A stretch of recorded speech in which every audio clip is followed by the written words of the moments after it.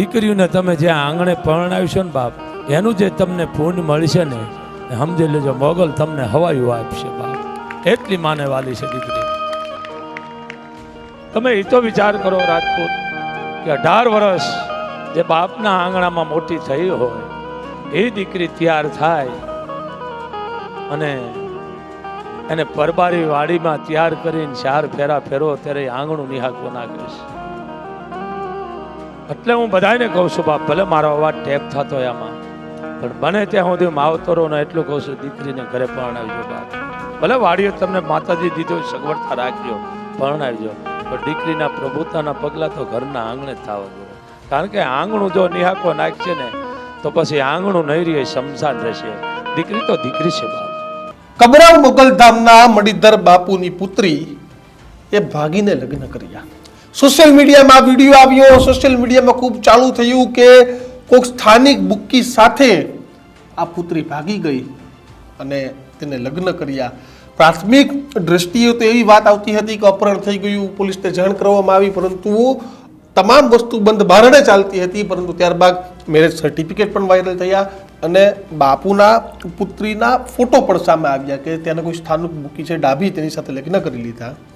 પરંતુ મારે વાત આ મુદ્દા પર નથી કરવી, કારણ કે 18 વર્ષની વયે કોઈ દીકરી પોતાનો નિર્ણય છે તે લઈ શકે ને 21 વર્ષની ઉંમરે કોઈ દીકરો લઈ શકે. અને ભારત એક સ્વતંત્ર દેશ છે અને પોતાનો નિર્ણય કરવાનો હક છે તે આપણે કાયદામાં મળ્યો છે.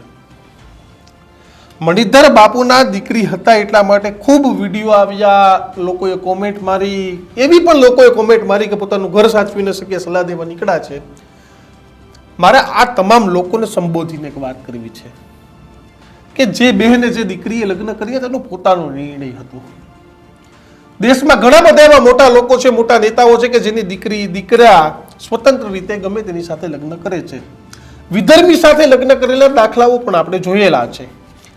પરંતુ જે રીતે બાપુને ટાર્ગેટ કરવામાં આવ્યા, જે રીતે કોમેન્ટોનો મારો ચલાવવામાં આવ્યો કે બાપુ પોતાનું ઘર ન સાચવી શક્યા, તો શું બાપુની એવી ઈચ્છા હોય કે તેની દીકરી કોઈ સાથે આ રીતે ભાગી જાય, અથવા તો તેને પોતાના ઘરમાં નહીં ધ્યાન રાખ્યું હોય, પોતાના ઘરમાં સંસ્કારો નહીં આપ્યા હોય? પરંતુ પ્રેમ એવી વસ્તુ છે કે કોઈ પણ વ્યક્તિ સાથે થઈ જાય છે અને આપણે કહેવાય છે ને કે પ્રેમ એક અંધળો છે. પરંતુ જે રીતે ઘટનાઓ બનવામાં આવીને જે રીતે કોઈ વ્યક્તિને ટાર્ગેટ કરવામાં આવે છે, એટલે કે આપણે એવું સમજીએ છીએ કે ભાઈ બાપુ હતા, કોઈ મોટી હસ્તી હતા અને તમે એને ટાર્ગેટ કરી શકો છો. કેમ કે બાપુ સારી વાત કરતા હતા, સારા સંસ્કાર લેતા હતા. બાપુએ ક્યારે એવું કીધું છે કોઈ ભાગે કે ન ભાગે, પ્રેમ કરાય કે ન કરાય? હા, ઘણી બધી વખતે સાળંગપુરની ઘટના વખતે બાપુએ અતિશયોક્તિ ભર્યું નિવેદન આપ્યું હતું, તેમાં હું ના નથી પાડતો. આવું નિવેદન ત્યારે બાપુએ પણ ના આપવું જોઈએ.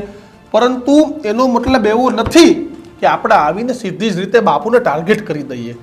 ભૂલ બાપુની દીકરીએ કરી છે, હું ને ભૂલ પણ નથી સીધી રીતે કહેતો, કારણ કે તેને પણ પ્રેમ કર્યો છે. અને જે રીતે ફોટા વાયરલ, સર્ટિફિકેટ વાયરલ અને આપણે કોમેન્ટો મારીએ, કોઈ પ્રતિષ્ઠિત વ્યક્તિ અથવા તો તે પણ એક હિન્દુ પરંપરાને આચરનારા એક સંત છે, બાપુ છે, અને કબરાવ મોગલધામ કે તમે 5-10 વર્ષ પહેલા જો તો કચ્છ આસપાસના લોકો, પરંતુ જે પ્રમાણે અત્યારે તેનો વ્યાપ ફેલાઈ રહ્યો છે, તમામ લોકો કબરાવ મોગલધામ જઈ રહ્યા છે, દર્શન માટે જઈ રહ્યા છે અને બાપુના બીજા કેટલાય સારા સેવાકીય યજ્ઞો પણ ચાલી રહ્યા છે. પરંતુ જે રીતે સોશિયલ મીડિયા પર આ મુદ્દો બનાવવામાં આવ્યો, જે રીતે બાપુને ટાર્ગેટ કરવામાં આવ્યા, તે જોતા લાગે છે કે આ ખૂબ અતિશયોક્તિ છે. આ પ્રકારની કોમેન્ટોથી આપણે દૂર રહેવું જોઈએ. કોઈ સલાહ નથી આપતો, પરંતુ એક વાત મૂકું છું એક મારા પ્લેટફોર્મથી કે ભાઈ આ પ્રકારની ઘટનાક્રમ પણ હોવો જોઈએ. કારણ કે ભૂલ દીકરીએ કરી તેની સજા બાપને આ પ્રકારની ના મળવી જોઈએ કે તમે તેને ગમે તે મુદ્દે ટાર્ગેટ કરી બેસો.